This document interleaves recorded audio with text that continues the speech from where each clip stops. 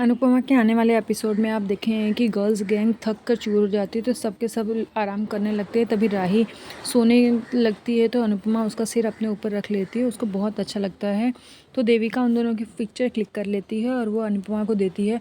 अनुपमा उस पिक्चर को अपने मोबाइल कवर में लगा लेती है, लेकिन तभी एक झटका आता है और राही की नींद खुल जाती है तो वो उठकर पीछे चली जाती है। वहीं कोठारी हाउस में वसुंधरा बोलती है कि यही बात है, जब यहाँ शाह हाउस से कोई भी परिवार आता है तो यहाँ पर हमेशा ही कलेश होता है। तो पराग बोलता है कलेश वो लोग नहीं करते, कलेश आप करती हैं। प्रेम बोलता है कोई बात नहीं, बापूजी का जिम्मेदारी हमने ली है, तो अगर आपको नहीं पसंद तो मैं और पापा यहाँ से चले जाएंगे और बापूजी के साथ में ही रहेंगे, लेकिन अभी उनकी दवाई का टाइम हो गया तो हम उनको नाश्ता खिलाकर उनको दवाई देंगे। वहीं गर्ल्स गैंग ढाबे पर रुकती है तो वहाँ का खूबसूरत नज़ारा देखकर अनुपमा के होश उड़ जाते हैं। वो देविका को भी वो नज़ारा दिखाती है तो उन दोनों जाकर वहाँ पर पहाड़ की चोटी पर खड़े हो जाते हैं। अनुपमा ज़ोर से अपना अनुष्का आवाज़ लगाती है तो अनुष्का आवाज़ ही वापस आती है। देविका बोलती है आज भी तूने अपना नाम नहीं लिया ना, अनुष्का नाम लिया। उसके बाद सब खाने के लिए बैठते हैं तो लोग अपना अपनी फरमाइशें लगाने लगते हैं, बहुत खुश होते हैं। तभी अनुपमा देखती है कि एक लड़का है जो कि राही को बार बार देखे जा रहा है। उसको बहुत अजीब सा लगता है, वो सोचती है कि कहीं ये जगह सेफ़ है कि नहीं है। फिर राही जाती है वहाँ के ओनर से वॉशरूम के बारे में पूछती है तो भी वो लड़का उसके ही पीछे चला आता है।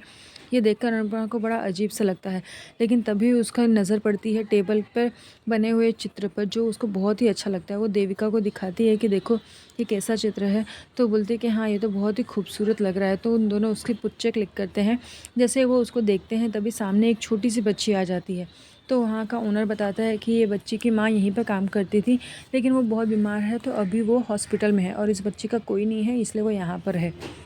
तभी अनुपमा को याद आता है कि पहले जब शादी के बाद में देविका मिली थी तो उसने कैसे बोला था कि अरे तू इतनी बिज़ी है, तो अनुपमा ने बोला था कि हाँ सास और 3 बच्चों के चक्कर में मुझे टाइम नहीं मिलता। और देविका बोलती है कि 3 बच्चे, तूने इतने सारे बच्चे कैसे कर लिए, मैं तो ना कभी शादी करूँगी ना कभी बच्चे करूँगी।